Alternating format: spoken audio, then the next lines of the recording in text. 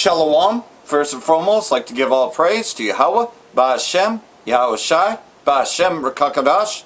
Double honor, as and apostles of Great Millstone, where I teach this truth and sincerity. And shout out to Yakims out there in the four corners of the earth proclaim this truth. Braka the Yahweh, Braka the Yahweh Shai, Ba'ashem, Rakakadash, Brakatum. So, as you know, it's not really the United States of America, but rather the Israeli States of America. And you'll know what I mean, as in, we know the least of the flock will draw everybody into this war. We go over that time and time again. But the least of the flock has always been the ones controlling Babylon the Great, America. It just looks like that you have a president over here, but yet he does everything that King Baby does. There's a reason for that. Before it was even an Israeli state, the Zionists already had control of America anyways. But, just now that the Israeli state is the main one controlling everything in the essence of, okay, they appoint a president over here, but the Israeli state's the one that picks him. And Trump is their guy. And it is also my belief that Trump is not only Nero, but also happens to be of the Amalek bloodline because of everything about him. He may talk the big talk, but you see him wearing the small hat. You see him doing everything, and not to mention he's married to Amalek too, because Melania Trump is Amalek. So like everything else, though, he's always had dual citizenship. And you can best believe with this article here that any of these companies and all that are all Zionist owned, okay? The Zionists, they have all the money and they have all the power. So, here we go. Utterly flocked. We don't track people. Firm deploys nationwide network of warrantless pedestrian tracking cameras. But we're not tracking everybody. Well, Redacted went into this a little bit a couple days ago, and we're going to get into that a bit because guess what? They are tracking and tracing. You remember contact tracing that came out of the COVID pandemic? And then you find out that the Israeli state, King Baby, made a big announcement. He says Israeli state was easy to test because they had everything in place. And that is to get the vaccines out and to pretty much have total police state control, just like they have over Gaza. So, fast forward, over here, right? Because if you hadn't noticed, though, almost every town has these cameras, but it's just getting more and more blatant and obvious. Yet its own systems, training materials, and expanding product line tell a different story, one of a rapidly growing warrantless mass surveillance infrastructure that logs vehicle movements, follows pedestrians with AI, and feeds data-hungry police departments across the country. And that's been going on for some time, but it's getting more noticeable. So like everything else, well, we could play a little bit of this. May as well, right? In Boulder, Colorado, inside a small coffee shop. The brighter areas are where the really high density of flock cameras are. Will Freeman runs the largest police camera tracking system in the nation. If you click on any of these police departments, it'll show you who they're sharing with. So the lines going outward are... It's got that fag flag in the background. Just saying. It's called D-Flock. The app shows where the cameras are and which way they're pointed. How many cameras have you mapped? 88,970 cameras at the moment. Why did you want to do this? The main reason is to show people how invasive this is. Flock license plate readers take a time-stamped photo of every vehicle that passes every camera. Police can search your historical travel information for 30 days. This creates a searchable database of everyone, not just the suspects of crime. Security researcher Ben Jordan. And it's like if you were to build a graph of that sheet, and plot it to a map, now it's as if you've had a GPS on your car for an entire month. By your own publications, 700,000 crimes a year are solved with Flock. Flock Safety Chief Communications Officer Josh Thomas. Reported crimes in America, yeah. So there's a lot more that probably are being helped that aren't being reported. But yes, we have about 700,000 crimes that we are aware of that are being solved, in part with evidence that's derived from a Flock safety device. In order for that historical data to be of investigative value, you have to track every car for 30 days. Again, I would challenge you on the word track. Tracking the whole of your movements is very different than knowing that you passed by one specific camera, 24 specific cameras. Those are different things. And then the examples of tracking that vehicle from location to location to location. But Flock's own webinars talk about its license plate reader's ability to track vehicles and people. And we were able to track him all the way over to another state in Kentucky. And you're able to track your suspect's movements. You're saying Flock does not track people. Correct. Track people, that's right. The whole of their movements like you asked. We're not tracking people. But what do the Condor cameras do? Yeah, They literally sure. are designed to track a person, aren't they? Not to track a person, no. This is a flock camera known as a Condor. Unlike the Falcon license plate reader camera, you'll notice this does track the movements of people. Whether or not it was designed to specifically track a person, you can see right now, in real time. No matter which way I move, the camera moves with me. And this video is sent right back to the police department. To alert you when it sees human movement, and it will actually acquire and track that person. These as they smart walk or cities people. are When I walk down everywhere. the path. and I Now move these the are camera newer forward. ones, There's an but object just detection saying feature though that you can set up. It's called Guardian. Esau Mode. It allows Amalek the is camera to doing just it. know if there's movement from a person in the screen. It is not tracking where you're going to go, where you're going to leave, or you're going to start and stop. These started popping up weeks after hearing Flock say these only record license plates. They don't take pictures of people. That security researcher, Ben Jordan, found the same Condor camera streaming openly online. No password required. And they quite literally use AI to zoom in and follow you around whether you're a person of interest or not. At one point, I think we had found over 70 cameras. I watched a man leave his house in the morning in New York. I watched a woman jogging alone on a forest trail in Georgia. And I was able to read the CEO's statement about having never been hacked in front of a camera and then access that footage later. If a person were able to gain physical access to the device leased to the city, which is illegal, they still would not be able to gain access to the footage as the data is only stored for a very limited time duration on the device following its transmission to the cloud. This wasn't the dark web. This was openly streaming to anyone who Yep. could go on a specific search engine and scan open ports. Was that an accident? Yes, Verizon sent us the wrong SIM cards that had a public IP address. We have a lot of sensors in the world that don't have that. Roughly 60, 70 devices had a public-facing IP Possible address. So if we learned deniability. about it, we fixed it. What if a police officer uses flock cameras to stalk their ex? What if an abusive partner uses it to stalk their ex-girlfriend? And Yeah, did you ever see Safe Haven? Police officer was arrested accused of misusing the system to track someone. There have been multiple incidents where police officers, even a police chief, were arrested for using LPR cameras and specifically Flock to stalk or harass their exes. It's a horrible use of the technology. Tools aren't designed to do that. This is why we built an audit log, and we work with the appropriate democratically elected governing bodies to hold those people accountable. you have to consider human nature when you implement things like this. No one's perfect. People are going to abuse it. Yeah, you might hold them accountable, but they've already done it We're after though. 4 cameras, and that's just to go 1.7 miles. Will Freeman added a special feature to DFlock. It also allows you to route around these things. Yeah, it goes from 5 minutes to 14 minutes, but it avoids all the cameras. And there's an epidemic, as we all know, of mass killings in America. And there's nothing to stop that. I want to be on the side Yeah, of people who under are the fighting guise of to safety. stop those things. Not the people who are fighting to stop the proliferation of technology to stop crime. Actual killers have been caught with this technology. Would you want to take that away from the police? Considering everything, I would want to take that away from the police, at least in the current state that it's in. A feature that you can't turn off is that it's logging everyone else. So if they can get rid of that logging everyone else part, I think it would be a lot better. Will Freeman is still tracking the trackers because he says no one is watching the watchers. Yeah, exactly. So there you have it, contact tracing at its finest, right? Yeah, and all you need is a crisis, right? Well, with a war, even though there's a peace deal, right? And that peace deal ain't gonna hold. And there's a brother. Yeah, at the end of this video, I'm gonna play his take on it because we're all saying that same thing, man. This peace deal ain't gonna.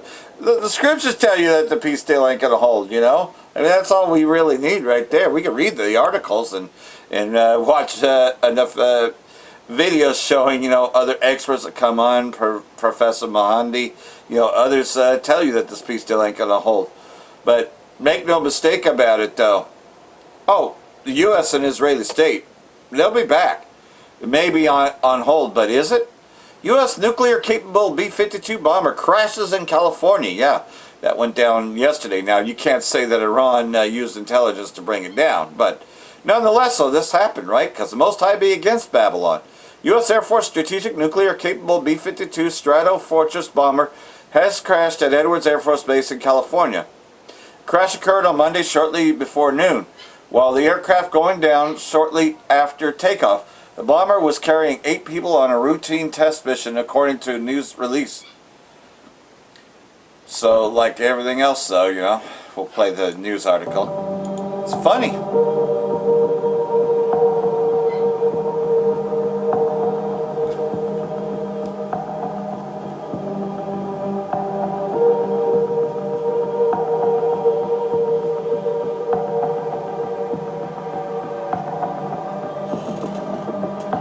Yep. Most ties against this place.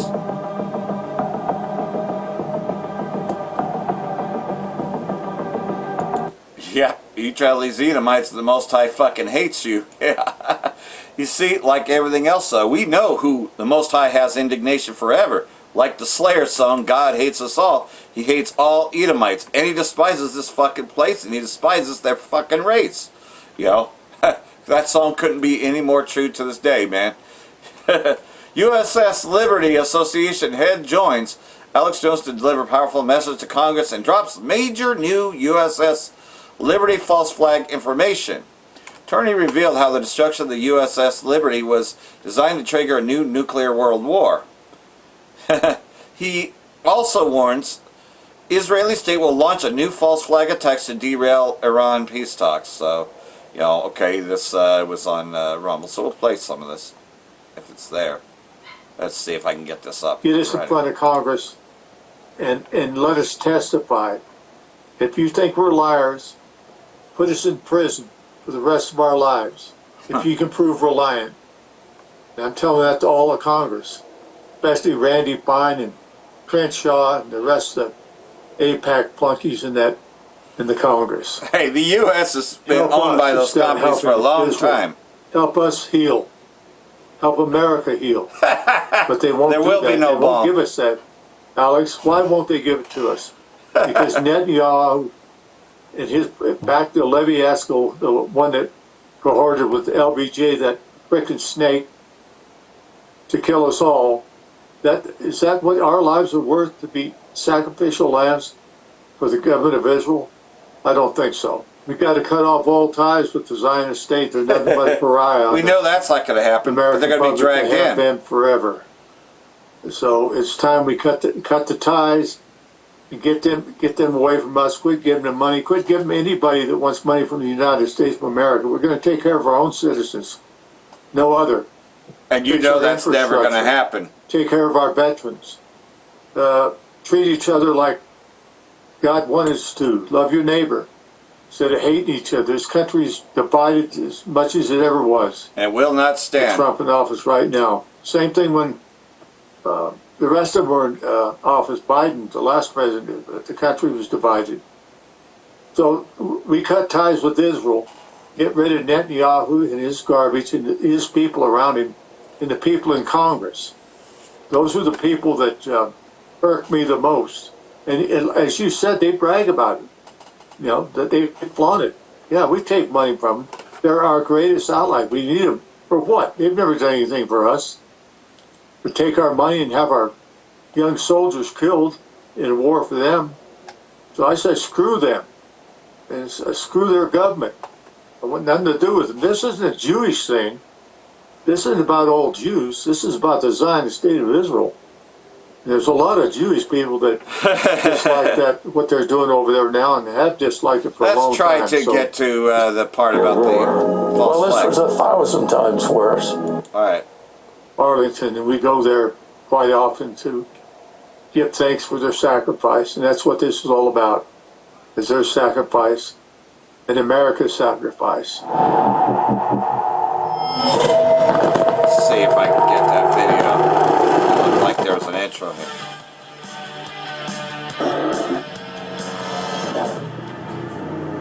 That's what the world really doesn't know today, and I think that's why we were sworn to secrecy, is how close we really came. Yeah, here it is. To a potential nuclear holocaust. You know how much press the nuclear warheads got when they landed in Cuba? The world thermonuclear war. Yeah, the Israeli state was behind all that. Worse, but nobody knows about it. Another victim was the United States naval vessel Liberty. She was mistaken for an Egyptian vessel, and Israeli ships and planes torpedoed and strafed her. The story of the Liberty is not a whodunit, it's a whodunit. The casualties were high. 34 American dead and 75 wounded. They were trying to start a nuclear war back How then. the error happened. The reality of what happened is it was not a mistake, and they wanted to sink us, and what does that mean to this country? Case closed. Mistaken identity. We're very sorry. Is there anything else I can help you with? Well, there's no question. It was a big cover-up from the top on down. What did we do wrong? Why are we being labeled the bad guys and we can't talk about it? For the next 40-plus years, I never said anything to anyone. No. Never. I knew it'd be the end of my career if I said anything. In the Naval Security Group, everything was secret. So just one additional secret you had to keep. You just couldn't talk about it. It was such a secret, and with our lives threatened, and who knows if they were monitoring us or doing whatever. You ever repeat one word about the USS Liberty and who did it to you, I'll guarantee I'll see you in Leavenworth or worse. You know what worse means? When you're told by the President of the United States, Secretary of Defense, to keep your mouth shut, don't say anything, and that's a direct order. Israel had America by the scruff of the neck. Such was the need to cover up what America had got up to during the Six-Day War. His girlfriend from the Mossad told him that he could raise all kinds of money to continue the Vietnam War.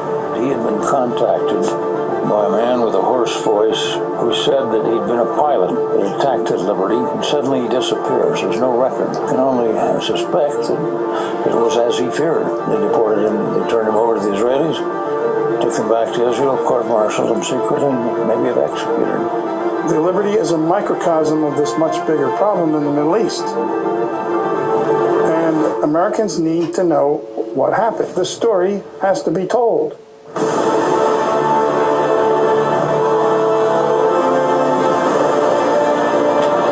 And so that we That's no revelation to us, because we already had the book of Revelation, right? These scriptures. Hey, Esau's being revealed. Get over it. They're telling on Get each over other. something like this. It haunts you.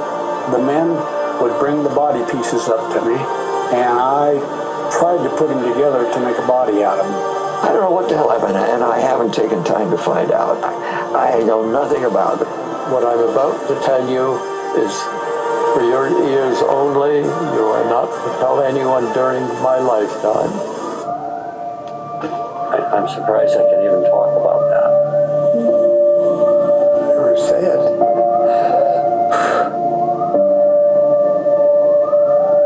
That type of horror, your body is not going to remember. Your brain's not going to record it.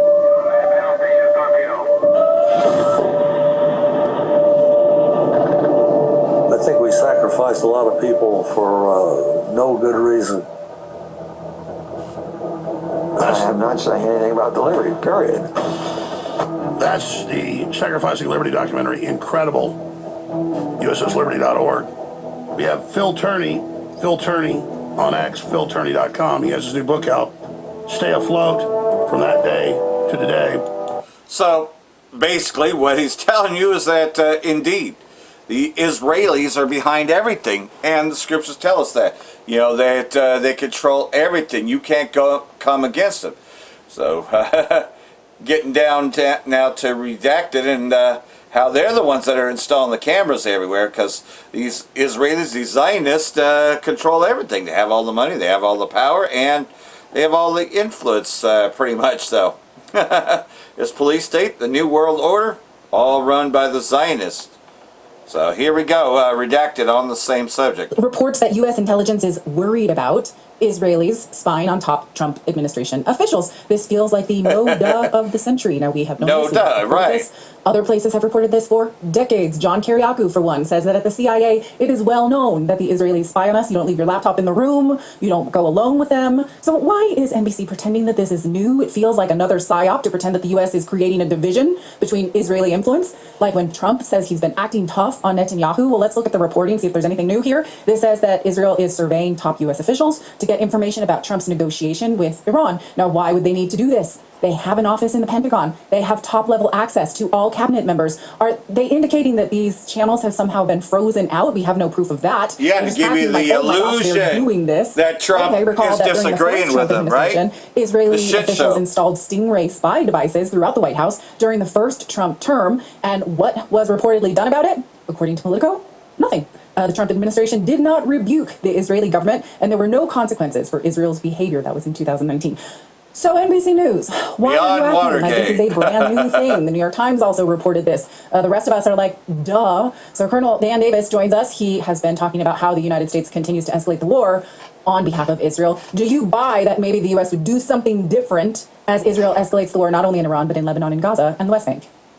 Well, you know, on the issue of this spying stuff, I've actually spoken to one individual, or communicated with one that was named as one of the people that it was being espionaged against. And there's a lot of anger in the Pentagon that the government is not doing anything more. And at least one of the reporting I saw said that it had already been high and was upgraded to critical. And of course, no, nothing is being done at all. We're lucky we're even getting the reports out. But I mean, some of the people that were mentioned were Steve Witkoff even. And I'm like, you've got to be kidding me. This is a guy that during negotiations is on the phone with Benjamin Netanyahu. Why do they need to spy on him? And yet, apparently, that's what's going on. And many other officials in the Pentagon that were named in some of these, and some of them were, people who were pro-American, America First folks here. Now, that's not a surprise, I guess. But the question is, well, maybe it's not a surprise, but what's angering, why isn't the government doing something about it? I mean, they're not just spying, it is espionage. They use that word very carefully. If any country on this planet was conducting espionage against senior administration officials, we would be crazy about it and taking immediate action to stop always it. indicated. And we've literally taken no action to stop it. At least nothing that's being reported.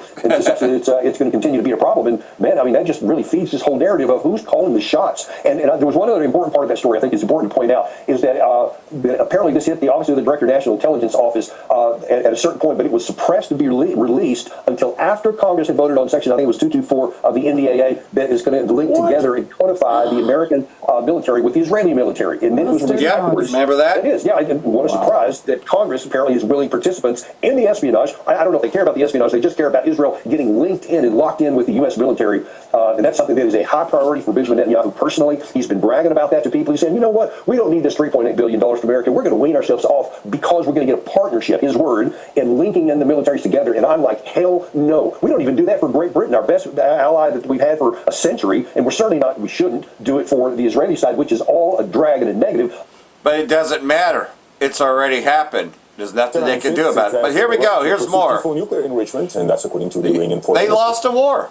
The nuclear issue is clear. As for the specific aspects to be discussed within that time frame, they include enrichment, where our rights and obligations as a member of the Non-Proliferation Treaty are fully clear. So here we go, though.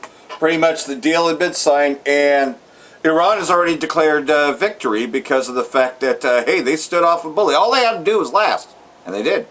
They fought two nuclear-capable countries, and yet still stood strong, still stood firm. The weak saying that they are strong, and yet, you know, Israelis are pissed about it, but that's all part of a charade to give you the illusion that the U.S. and the Israel are divided. And now they're leaking out, oh, okay, Israel is spying on people, which is no duh, everybody knows that. But yet at the same time, giving you the illusion that Trump and King Bibi are at odds and ends, you know, just to keep the charade going. But nonetheless, though, you know, the fake peace deal, which is not going to hold, has been signed. And of course, like everything else, though, we already know who won and who didn't. Rich uranium stockpiles, whose status is also clear. For more on this, let's cross live to University of Tehran professor Said Mohammed Morandi. Welcome to the program, sir. It's always great to have you. Donald Trump confirmed that the memorandum of understanding has been signed by U.S. and Iranian officials, but the U.S. president also stated that no sanctions relief has been included in the document. Is this actually the case? What can you tell us about it? No, sanctions relief is in the document. Iranian oil and energy exports are no longer a sanction for the duration of this agreement and the negotiation. So the United States, in addition to lifting those sanctions, is to release roughly $12 billion of Iranian stolen funds. And also it has lifted the siege, and it is supposed to end the genocide in Lebanon and the genocide in Gaza, although we see that Netanyahu is insisting that he continue with the genocide, and his mass slaughter of women and children across southern Lebanon. But the Iranians have been very, very assertive in stating that if this does not end, the deal will fall. It will collapse.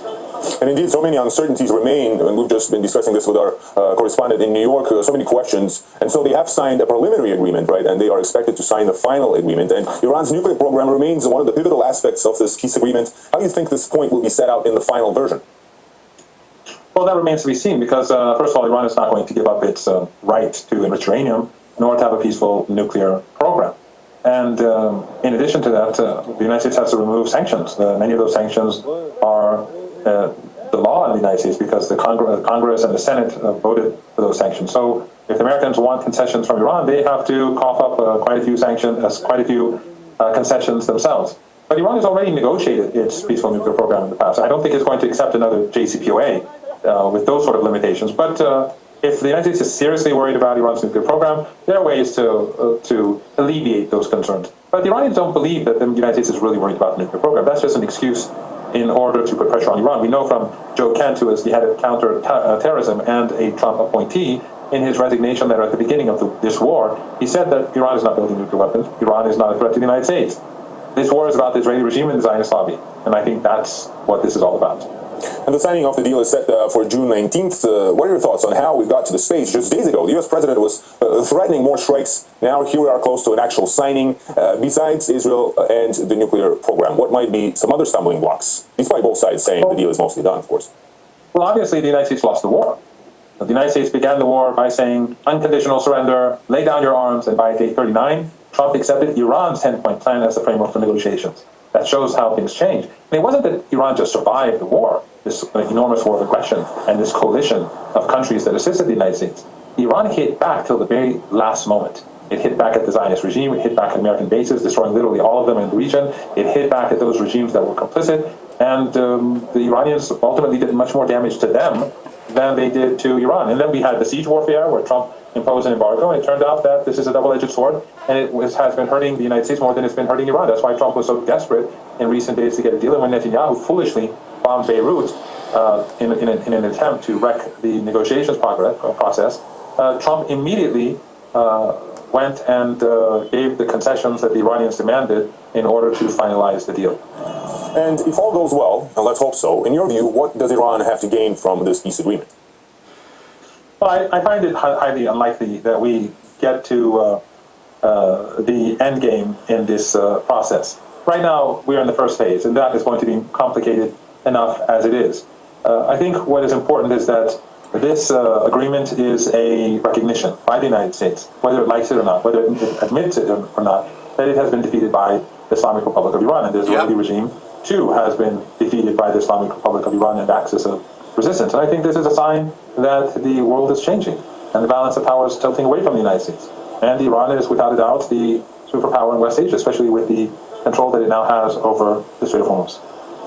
And Israel, and most likely has the society and the authorities most likely have little trust in that a potential peace deal will actually be implemented as proposed. What do you see as the prospects for U.S.-Iranian relations improving, if not normalizing, after this deal is signed? Well, obviously, it's not going to improve or normalize under Trump. He's a child killer. He's slaughtered many Iranians. He's helped enable the genocide in Gaza and the genocidal onslaught in Lebanon. And see, even he knows that it's not going to hold. But you can't trust your enemy. People in our region can live more normal lives. Yeah, who taught them that? Children in Gaza and in Lebanon are not bombed by the Israelis who want to exterminate them. That is a good thing. So if tensions can be decreased. Hey, Iran knows more than you 2/3 that play around. Yank hard on Netanyahu's leash, then I think that's a good thing for the region. But at the end of the day for Iran, the issue is that ethno-supremacism has no moral legitimacy. And therefore for the Iranians, Israel is an illegitimate regime because it believes in a hierarchy of human existence. Yeah, there you go. So like everything else, so, you know, and they pretty much, all they had to do was hold up. Here we go, though. This is what's going on with the economy. As you know, that they want to bring in a new economy, you know, a digital world. And, well, you know, that's all what's going to happen. That's why you're seeing a so-called peace ceasefire, because they're really ushering in the other thing. And what they aren't telling you is that, of course, fuel is going to be, well, it's going to be harder to get. Because no matter what, even if they are moving ships through that, which has been at a standstill, you got those 3 or 4 months that it didn't happen, and it takes forever when you have that much of a pile up for them to even get moving. That's another 3 or 4 months, right, to get everything back to float, to get them back there. So you see, that's about 8 months when you look at it, between 6 and 8 months, man. Oh, wait, let me look. This is June, right? It's June, and what do you think they're going to usher in with all that chaos for the disruptions? Think about it. The stage is already set. Pandora's box has been opened, and you can't close that once it opens, and this is all the will of the Most High. You see, he's speeding things up for the elect's sake, because we've been going out there, we've been signing, crying for the abominations being done, and we're tired of this place. We're the ones that are tired of this place. We don't want Babylon to continue, right? So the Most High is doing something. He's now showing that, okay, you just hold on, hold that fast that you got. Hold on, you hold on to that fast that you got, and you know, I'm coming quickly. You know, he tells you over and over again, right? So roughly paraphrasing, but that's what he tells you, to hold on that fast that you have. You know, keep on teaching diligently, keep on repenting, and yet still teaching. You know, showing yourself to be worthy to escape the said perils. You're going to go through some trials, of the Most High be with you in them. And that's what I'm even seeing, even with the most recent devastating things. You know, I can testify that, yes, I see the Most High is with me, and Adawan Radzazah, you know, we just got a credit line increase, you know, on that in case we do have to make that terrible decision of amputation. We just got a credit line increase, so that's now $800. So that gets us to $2,250, which is close to the $2,500 to $2,600. See, Most High be with you. You just got to hold on to that fast.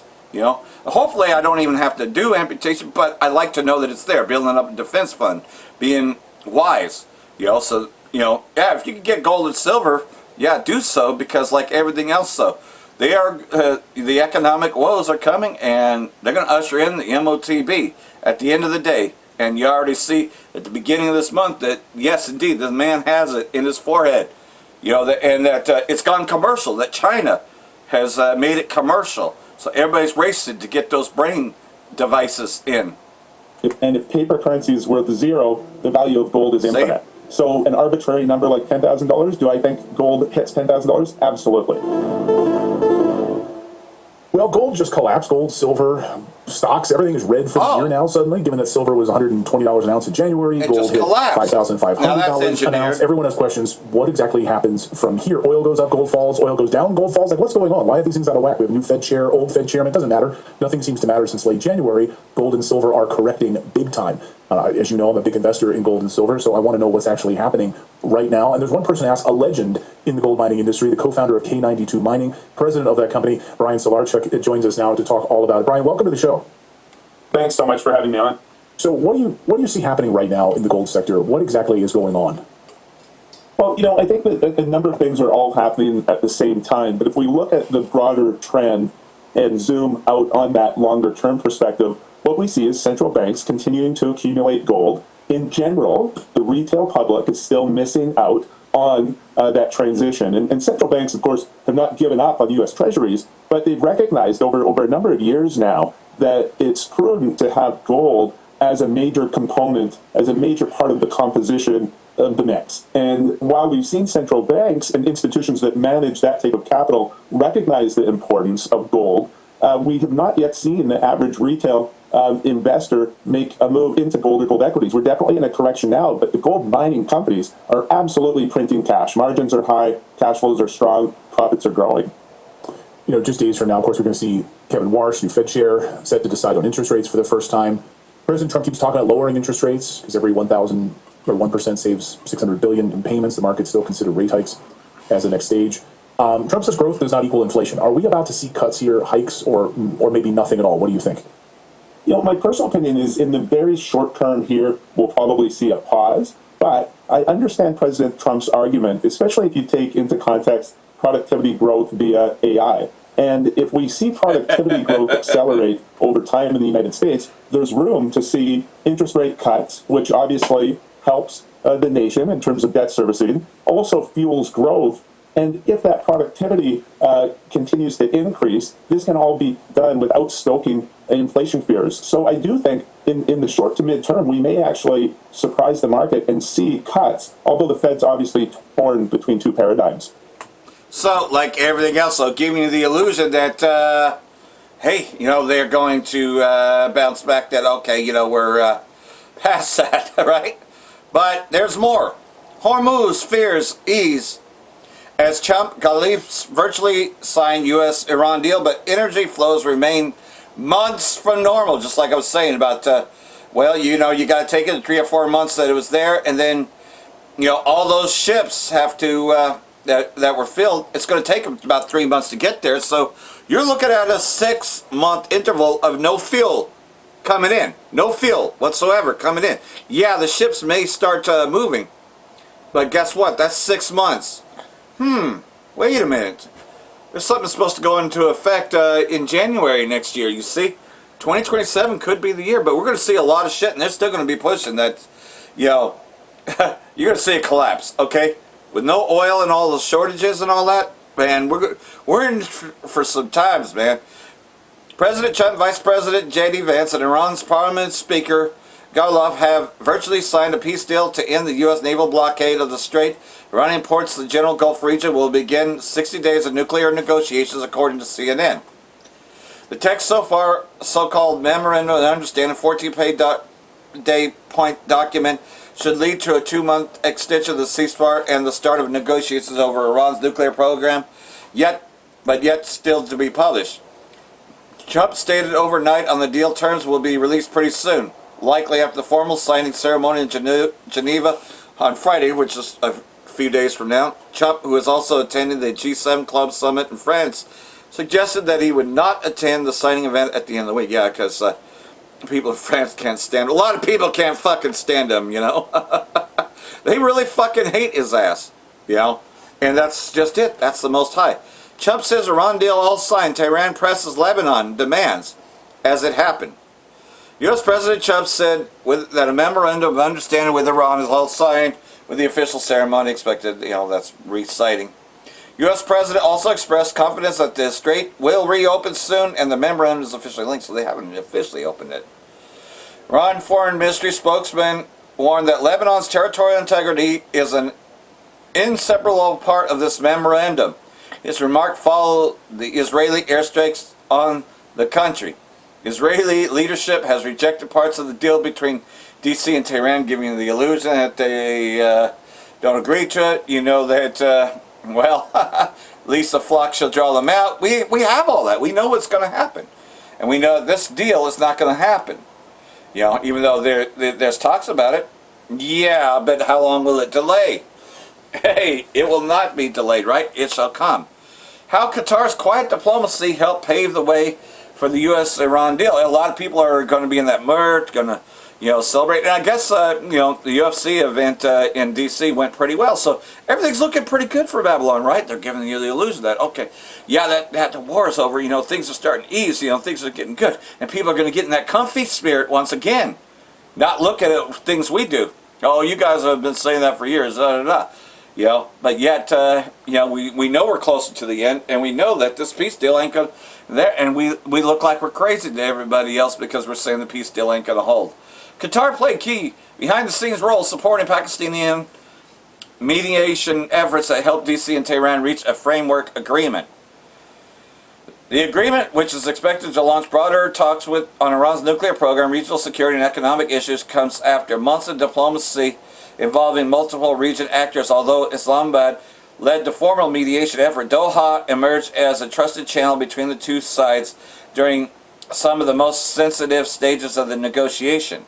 Yeah, because remember, Qatar, which you know, was trying to be the neutral party, it still had a lot of influence in this. But nonetheless, though, you know, we know it's not going to hold. But here's what they're saying. What does the U.S.-Iran deal mean for Lebanon? Iran insists Lebanon is included in a new end to fighting in West Asia, but Israeli state seems to disagree. And they're giving you this illusion that, you know, Trump is trying to, you know, is cursing out baby, etc., right? The announcement of a new deal between the U.S. and Iran to end months of fighting and blockades has elicited a sign of relief in much of West Asia. Iran's news agency, MER news agency, has republished what it said was the contents of the framework to be signed Friday. According to MER, the agreements provide a permanent and immediate cessation of war on all fronts, which includes Lebanon. Trump's agreement does not bind us, but we are not party to this agreement. It does not safeguard our security, National Security Minister Ben Gvir said on his Telegram channel, which we already kind of know about that, of course, giving the idea that, Trump abandoned us and we're going to have to take matters in our own hand. This is all part of the stage, the theater.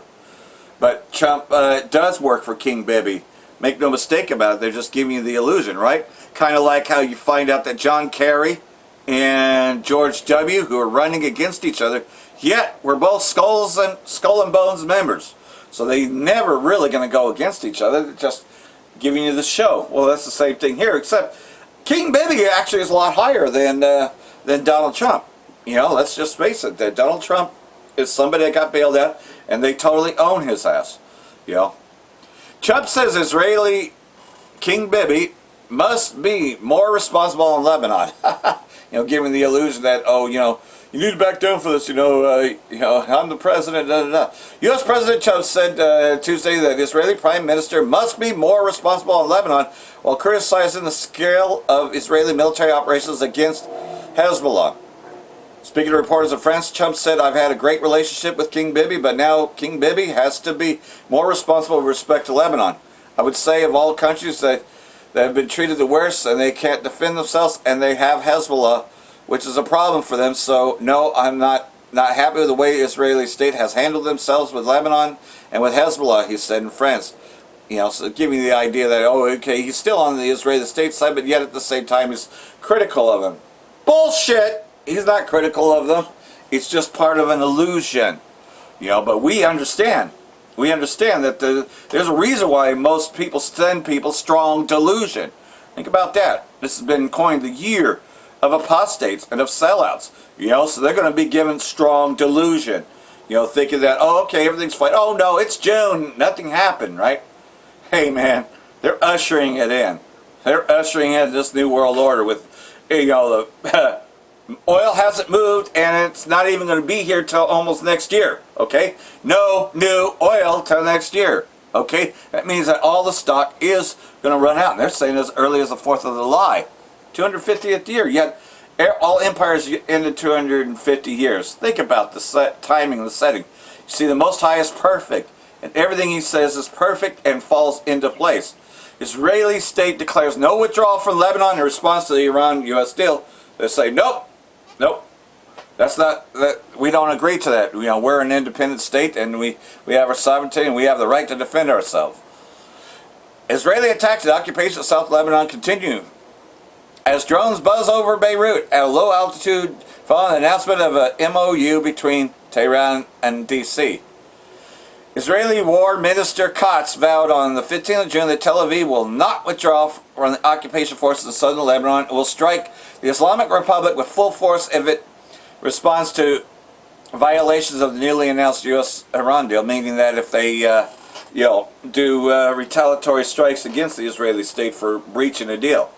Prime Minister Bibi and I are leading a clear policy that determines that the army will remain in security zones in Lebanon, Syria, and Gaza. They were never going to leave, without any time limit to protect the border Israeli communities from against jihadist elements. So like everything else, they're not going to give up their occupation. Of course not. It's not in the books. War will not end without Israeli state halting Lebanon attacks. And this is coming from Iran's main, one of their main leaders, Agashi. Iran foreign minister, this is the foreign minister, Agashi says any future Israeli attacks on Lebanon or continued occupation of recently seized territories in the Arab country would constitute a violation of the memorandum of understanding that's scheduled to be signed between Iran and the U.S. So you can see the writings on the wall that you're hearing it from Iran and you're hearing it from the brothers, man. We're on top of this. We understand. We read these scriptures all the time, so we kind of know. The Most High has given us the understanding of these scriptures. Well, a lot of people have a Bible in their house, right? They don't have the understanding. They don't know shit. They don't even know that Syria and all these lands is what the Valley of Jehoshaphat is. They really just don't know. King Bibi warns fight against Iran is not over. Vows continued occupation in Lebanon. So, both Katz and King Bibi say no, they're going to continue to occupy. Prime Minister claimed He saved Israeli state from nuclear annihilation while boasting of destroying Iranian military capabilities. So he's actually trying to pretend to claim victory, just like Trump, but even more so. The agreement with Iran was made by Trump, and his decision, we have our own interests, King Bibi said. He also claimed that he was not sure about the details of the agreement between D.C. and Tehran, while at the same time telling reporters that the framework aligns with the war goals defined by the Israeli cabinet. So, like everything else, so we'll play some of this. I tell you opposite. I didn't make a mistake at all. I set the goals in the cabinet to find the objectives. The nuclear threat, we did it. עכשיו אני יכול להגיד לך דבר אחד, איראן היא במצב כלכלי קשה מאוד. אנחנו פגענו שם בכל התשתיות האפשריות. הנזק הוא עצום. יש סדקים גם בתוך המשטר הזה. להגיד לך מתי המשטר הזה ייפול, אני לא יודע אם יכולתי להגיד לך שהמשטר הסובייטי ייפול. אני לא יכול להגיד לך אם, אני לא הגדרתי זה, בדיוק כפי שאמרתי. אל תגדיר לי, כי אני יודע בדיוק מה שאני הגדרתי. ואני אמרתי לייצר את התנאים שיסייעו לעם האיראני להפיל את המשטר. אף אחד לא יודע מתי המשטר הזה ייפול. הערכה...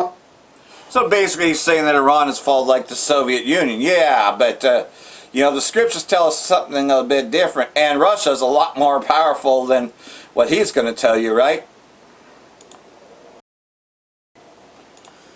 So, like everything else, so well, the scriptures tell you that this war is far from over. We just you know, haven't gotten to the part yet on the scene of things, but Russia will become more involved, and there's going to be a lot more countries. While this one might seem on the surface to be over with, it's far from over. But like everything else, though, the MOTB has to be mandated before, and we can see that with those 6 months of chaos and all that, they're going to push really hard, just as Apostle Tahar said, they're going to push really hard for it, and we could see the implementation of the MOTB into 2027, you know. And yet this war is going to commence. It's going to pick up again. It's going to pick up where it left off, but there's going to be even more players because, make no mistake, the least of the flock, Amalek, has also said that they're going to attack the other Amalek, which is Turkey, the Ottoman Empire. They said that they have plans to go after Erdogan, you know, because they have disagreements, etc. You know, so they plan to go after Turkey next as well. You know, and of course, you know, they'll grab more Syrian land to go after Turkey, and they'll, you know, use all their hordes and all that. But then Russia's also going to become more involved, because you already know that in the midst of all this, that Russia is rebuilding its presence in Syria, you know, because they have a deal with Turkey. So Russia is definitely, you're going to see a lot more of that as well. So like everything else, though, you know, as Babylon the Great is being taken out, because this more goes into, you know, Russia and the remaining militaries there. But make no mistake, Babylon the Great will be destroyed. And Russia will also be destroyed, as this chapter tells you. But this is where the war is. This is where the Valley of Jehoshaphat is. And we're the ones that have the understanding. Oh, and we also know what Armageddon means. It means mountain of troops, multitudes, multitudes in the Valley of Decision. That Valley of Decision is where what you see lighting up right now. You know, right there in the heart of it. So, we have the understanding of that. You see how this all connects? Yeah, others, they won't tell you. You know why? Because they don't have the truth. You know, but we have the 100% truth. So, like everything else, so, here it is. You know, Russia and its armies are going to also be defeated when the angels of the Most High come to take out Edom, all of Edom, all Edomites, and to take the crowns from the whole earth. Ezekiel chapter 38 verse 2, and it reads, Son of man, turn and face Gog, the land of Magog, the prince who rules over the nations of Meshach and Tubal, and prophesy against him. Give him this message from the sovereign power. Gog, I am your enemy. I will turn you around and put hooks into your jaws to lead you out with your whole army, your horses and charioteers, in full armor, and a great horde armed with shields and swords. In other words, their best militias. And this is where they're at. All of them are going to try to fight the angels of the Most High. That's what this is dealing with. Persia, Ethiopia, Libya will join you too, with all their weapons. Gomer and all its armies will also join you, along with the armies of Beth Togarmah from the distant north and many others. Get ready, be prepared, keep all your armies around you mobilized, and take command of them. See, they're going to try to fight Yahweh Shai and the angels. A long time from now, you will be called into action.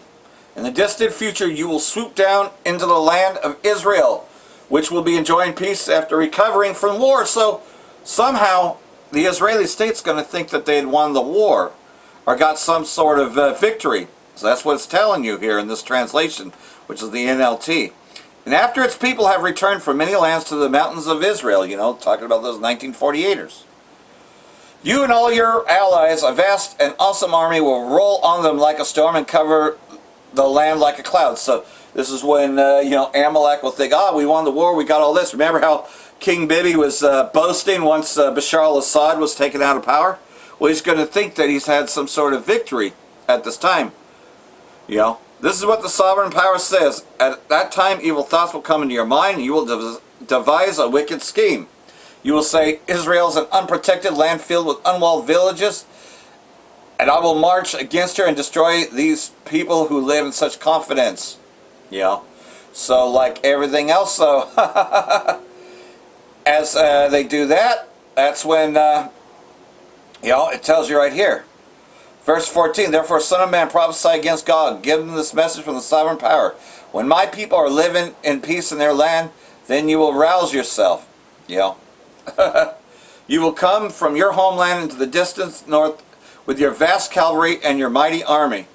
And when you attack the land, Israel, because again, this is talking about the war, covering their land like a cloud at that time in the distant future, I will bring you against my land as everyone watches, and my holiness will be displayed by what happens to you, Gog. Then all the nations will know that I am the sovereign power. You see, those bastards that are dwelling there are not the people of the Most High. There's a few things in here that makes it seem like, but Esau did that on purpose, you know, to make you think that those bastards dwelling over there are the real Israelites. And they're not. But you see, like everything else, so those 1948ers, they're not going to survive either, you know. And this is the plan of the Most High. You see, Esau's on a timeline, and his timeline's just about up. Now, we know that this peace deal is going to fail as his brother gets into it. So hopefully all this has been edifying. For that I want to say, Bracha the Yahweh, Bracha the Yahweh Shai, Ba'ashem Rakakadash, Wa Abba Babal. Brakatam, Jehovah elect. Shalom. Hey, shalom to the hopeful elect out there, right? When you give all praise, honor, and glory to Yahweh, Bashem, Yahweh, Shah, Bashem, Rakakadash, the honor to the apostles, bishops, the elders, great millstones, salute once again to the sincere Akim out there, the hopeful elect, all right? It seems the U.S. and Iran has just reached a new deal, a peace treaty, ceasefire deal, or whatever, all right? You know, Trump think he's working his magic, okay? But let's see how long this shit lasts. You know, I don't know how many deals they came up with so far, when one is blaming the other for breaking the treaty, or Israel, for the most part, winds up breaking the deal. So this deal is going to wind up collapsing, okay? Because according to prophecy, you know, these wars have to happen, man. You know, they have to advance to the point where other nations get involved to destroy America. That's according to God's word, according to the Holy Bible, all right? And I got a scripture right here. This is Isaiah 57, verse 20. It says, but the wicked are like the troubled sea. Who is the wicked? The wicked is the so-called white man, okay? The Lord created three classifications of men. The sons of God, which are the Israelites, right? The word Israel means he's the prince of the Most High, or he is the son of God, all right? That's what we are, you so-called Negro Latino North American Indians, the Israelites, sons of God, okay? And then you have the sons of men, which is the other nations, all right?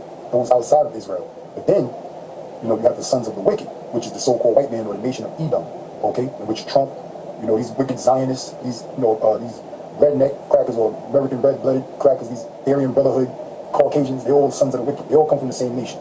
You know, even though the so-called Jew likes to differentiate himself from the rest of these white boys in Europe or the Americas or wherever, all right? They come from the same nation, the sons of Esau, okay, from the nation of Edom, and they are the sons of the wicked. So when the Lord said, but the wicked are like the troubled sea, when it cannot rest, whose water cast up mire and dirt, okay? And that's what the so-called white man is. You know, he can't rest without committing some type of wickedness, man, without causing some type of mischief, confusion, all right, and chaos throughout the world, man, you know? The so-called white man, he can't rest unless he's thinking of some evil shit to do, an evil plot, you know? That's why you got the Georgia Guidestones where they plan on bringing the Earth's population down to 500 million, 500 million people, all right, when there's an estimated 8 billion people on the planet Earth, okay? So you gotta be a wicked mother effer to think about killing that many people, man. All right, 7.5 billion people, you know? You gotta be a fucking madman, you know, to pollute the world, pollute the air you breathe, to pollute the water that you have to drink, and to pollute the land where you gotta go across and eat food, and which that disrupts the whole entire food chain, you know? So this man is like the troubled sea who cannot rest. It says whose waters cast up mire and dirt, meaning all that goddamn wickedness, all that chaos, all that mischief that he's polluting the world with, all right? Verse 21, it says, there is no peace, saith my power to the wicked, okay? So all these peace treaties and, you know, the U.S. trying to find an escape route out of this fucking war that they got themselves involved in, all right, out there in the Middle East, among different countries, all behest of Israel, the welfare state of Israel, all right? But the Lord said there's no peace unto the wicked, you know, so you can come up with all of the peace treaties and negotiations that you want, ceasefire deals, and this, that, and the third. Somewhere in your spirit, the Lord is going to have you wind up breaking that goddamn treaty or deal, you know? It's going to happen, because the so-called white man, who can trust him? As many peace treaties and negotiations and deals he's ever come up with, especially concerning our people, right? Look at the tribe of Gad and North American Indians, okay? How many terms of peace that they contracted up with the North American Indians, you know, and they broke every last one of them, okay? They've been doing the same shit with the Iranians and every other dark nation on the face of the earth, okay? All for what? So they can try to spare themselves from getting in trouble. When it's too hot, when they find themselves in a situation where it's too hot to handle, they want to talk about peace, discuss peace terms, okay? You know, all while they plotting and scheming to steal land and resources from these countries, all right? But the Lord said there is no peace, save my power to the wicked, okay? That's really in the kingdom of heaven. In the kingdom of heaven, you devils ain't gonna get no rest, no peace, okay? Even on the Sabbath day, you ain't gonna be laboring or working the field on the Sabbath, but you will be in pain from getting your ass whipped throughout the whole week, okay? You know, you'll be in that recovery mode on the Sabbath, trying to heal up from the bruises and welts and scars and lashes that we're gonna put on your fucking backs all throughout the week, all right? You know, so we ain't gonna have you work in the field, but yeah, you will be bedridden and with sores and pain, man, because the Lord said there's no peace unto the wicked, okay? So, you know, this deal, even though they're gonna try to pump it on mainstream media like this is some new shit that's gonna, you know, like this, you know, like this is gonna make the world better and the conditions going on in the Middle East better, that things are gonna calm down and simmer down. You know, that's the narrative they're trying to push through the mainstream media with this new ceasefire deal, peace treaty or whatever that the U.S. and Iran is dealing with right now at the moment. Okay, Benjamin Netanyahu, he's not for it, man. He don't like it. You know, he ain't with it. Matter of fact, let me get Jeremiah 51 real quick, and I'll end it with this. Okay, because you know the Zionist elite at the welfare state of Israel pretty much controls the United States of America's politics. All right, you know, through their lobbyist groups that line the pockets up of these politicians, and Trump is not exempt. All right, so they pretty much tell whoever's in power in the United States what the fuck to do. All right, like I said, Bibi Netanyahu, he's not satisfied with this goddamn peace deal. So Israel's gonna wind up doing something to have that shit fall apart or collapse. All right, I'm looking for this is the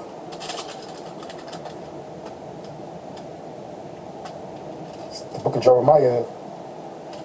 Is it 50 or 51 that I'm looking for? Oh, 50. Jeremiah 50 verse 45. It says, therefore hear ye the counsel of the Lord that he has taken against Babylon, which is America. Okay, the counsel of the Lord is the holy angels, all right, and the holy angels, or the Holy Spirit, rather, is dealing with the prophets of Yahweh Bashem Yahweh Shai, which is the brothers at Great Millstone, okay? That's why we come out here, we condemn Babylon, which is America. You know, we're not for this country, all right? It says, therefore hear ye the counsel of the Lord that he has taken against Babylon, and his purpose that he has purposed against the land of the Chaldeans, which is talking about America, you know? It says, surely the least of the flock shall draw them out. Surely the least of the flock shall draw them out, all right? Who's the least of the flock? Of the nation of Edom, who's the worst of the worst, the lowest of the low, when it comes to the nation of Edom, that's Amalek, that's the so-called Jew, all right? The imposters out there in Tel Aviv and Jerusalem, and out there in fucking Crown Heights and Williamsburg, Brooklyn, all right? Hollywood, all right? Claiming to be the Jews. They're the least of the flock, all right? Like I said, them Zionists, them elite Zionists, you know, in the lobbies, Israeli lobby groups that control the politics out here in America, they're going to make sure that America goes to war with Iran. They're going to make sure that that deal collapses and that war intensifies, okay? Because Israel, the Israel through Zionism, they want a greater Israel. They want control over that whole region, man, all right? And, you know, America wants the natural resources. You know, it's really the elites, international bankers, they want the natural resources of these different countries out there in the Middle East, in the Arab world, all right? So they're going to make sure this war pops off, man. It says, surely the least of the flock shall draw them out. Surely he shall make their habitation desolate with them, okay? So Israel's going to be one of the main reasons why America's going to get destroyed with the advancement of these wars being fought in the Middle East and different regions of the world. All right? So I'm going to say Shalom, Brother Rockin' to the hopeful elect. Brothers keep fighting the good fight, man. Stay prayed up. All right? Remain in the faith. Hold fast, all right? You know? And may Yahweh Ba'ashem Yahweh Shah be with you brothers out there. Shalom.